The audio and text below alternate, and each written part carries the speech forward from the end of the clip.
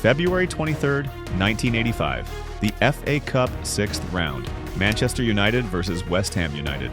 But what happened that day at Old Trafford had little to do with football. 5,000 West Ham supporters arrived in Manchester, including nearly 800 from one of England's most feared firms, the Intercity firm. They didn't come for the match, they came for war. Clashes on the streets, fights inside the stadium, police overwhelmed and caught on camera in one of the most infamous football hooligan films ever made, Hooligan.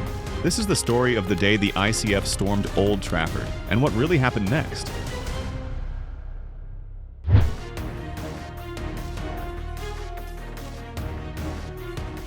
By 1985, football in England wasn't just about goals and glory. It was about territory, and few names struck fear on away days like the ICF, the Intercity firm. Fast, mobile, and militant, the ICF didn't travel like a typical firm. They moved in small, tight mobs, well-dressed, organized. They left calling cards behind after clashes, signatures of humiliation. Led by names like Cass Pennant and Bill Gardner, they'd already built a fearsome reputation across the country, and now they were coming for the North. Old Trafford wasn't just a stadium, it was the stronghold of Manchester United's Red Army, a firm known for massive numbers, unshakable home dominance, and a hatred for Southern firms. It wasn't the first time United had faced invaders, but 1985. This felt different. Thousands were coming, not for a title, but to take liberties on Manchester's own turf. On the morning of February 23rd, trains pulled into Manchester Piccadilly Station, packed with thousands of West Ham supporters. Among them, nearly 800 from the ICF, heads down, zipped up, looking for their first target. They didn't have to wait long. Outside the station, United's Red Army were ready. The first clash erupted on the slope near Piccadilly, fists flying, bricks thrown. In the chaos, ICF member Chris Harris had his nose broken, a brutal shot by a United lad known only as Sammy the Engine. But West Ham didn't back off. The police, overwhelmed and outnumbered, tried to force them onto buses headed for the ground. Some complied, but most of the firm weren't having it. They walked 3 miles through enemy streets. Roughly 500 ICF and West Ham lads split off and marched the route, chanting, scanning, waiting, and United gave them no peace. At every junction, Red Army spotters tried to ambush them. Hit-and-run tactics, side street charges, but this time it didn't work. West Ham's mantra was clear: nobody runs. And that day, they didn't. As kickoff approached, the ICF filtered into Old Trafford. They took their place behind the goal at the scoreboard end, a sea of claret and blue in enemy territory.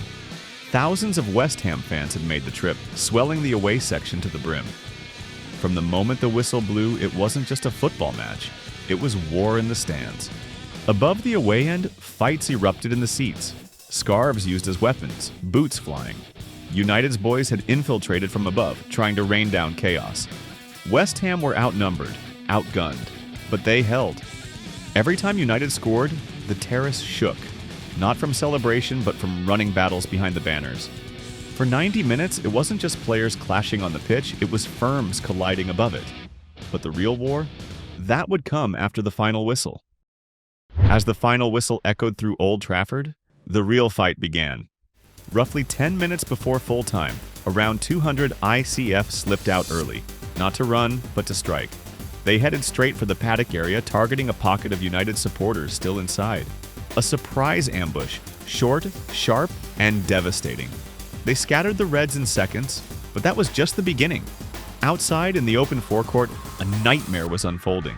Thousands of Manchester United fans, many of them firm lads, had swarmed the exits. The ICF walked into a wall of hate.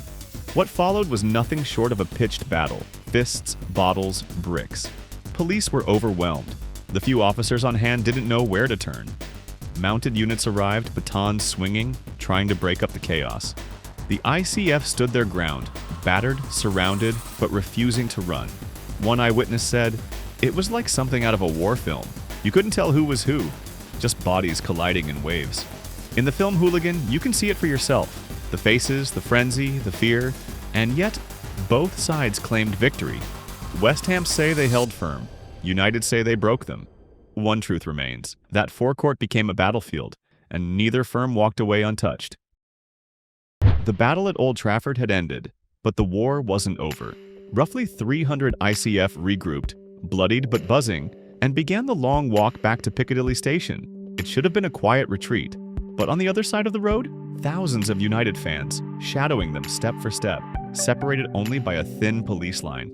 The tension was unbearable. Flares lit the air, bricks flew, chants echoed like war drums. Tim, an ICF member, recalled, "We were West Ham. We'd gone through mobs bigger than this with just 40 lads." But this wasn't over yet. Near the station, another surprise. A group of Manchester City fans tried to get involved. City, seeing an opportunity to settle scores with their old rivals from London. But West Ham weren't having it. Even their smaller firm stepped up, clashing briefly before police forced them on. As they reached Piccadilly, one of West Ham's top boys, Bill Gardner, was waiting. He'd had the same welcome, flanked by coppers attacked from both sides. But like the rest, he made it out. That day became legend. 5,000 hammers, 800 ICF deep inside enemy territory. Some call it a win, others a war of survival, but one thing's for sure. Old Trafford, February 1985, was never the same again. What happened on February 23, 1985, is still debated in pubs, forums, and books to this day. Who came out on top? Who got run? Who stood their ground? That depends on who you ask. But one thing no one can deny, that day the inner city firm didn't just invade Old Trafford, they made history.